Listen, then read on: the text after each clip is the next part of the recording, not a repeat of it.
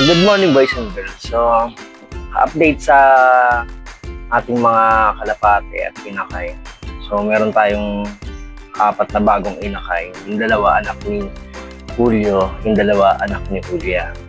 So, susubukan natin silang singsingan ngayon para at least baka kasi biglang hindi magkasya sa kanila. Isang linggo na kasi yung inakay natin. Tingnan natin. Ito sila.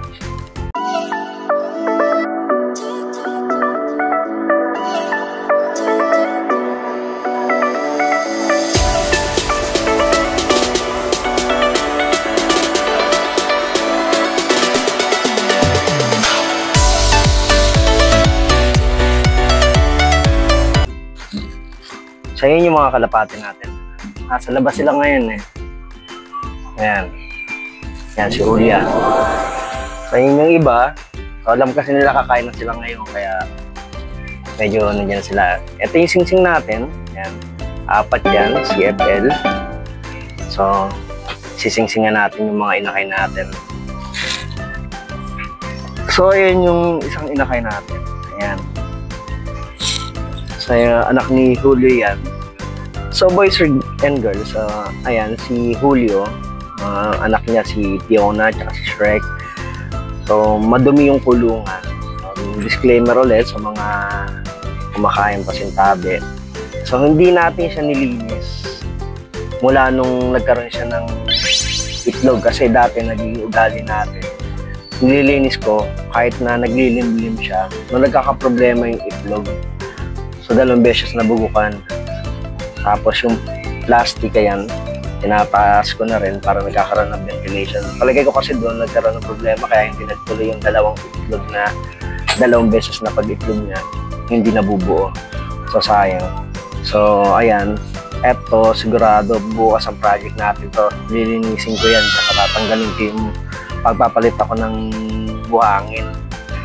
So, yun ang gagawin natin dyan bukas sigurado. Hindi lang natin magawa ngayon kasi maaga tayo nagkaroon ng kliyente dito sa shop. Ito yung unang anak niya, yan, si Ashirama. Yan. Yan, puti na yan. Yan. Yan. Yan. So, lipat tayo din sa may kabilang kulungan. So, ayan, uminom na sila ng Bitment Pro. So, 1 linggo ko silang pinahinga sa Bitment Pro. So, tubig lang sila ng nakaraang linggo para at least medyo mag-regenerate yung katawan nila. So, ayan yung mga kalapati natin. Ito rin si Dewey, tsaka si Jan. So, ito na rin sila Julio, tsaka si Pibong. Ayan. Sinusubuan na yung mga ito rin dito, ayan. Si Julia, sinusubuan yung mga inakay nila. So, kaya naglalagay ako ng tubig.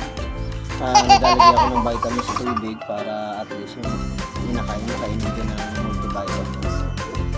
So, ayan. So, ayan yung mga alaga natin. So, ayan yung kalagayan natin dito sa ating group. So, ganyan tayo magpakain. Ganyan din tayo magpainom. So, please like, share, and subscribe. Comment kayo down below kung anong sasabi niyo sa mga video na ginagawa natin. Then, hit nyo yung notification bell na all para lagi kayong updated sa mga video na gagawin natin. So, paano boys and girls? Bye-bye!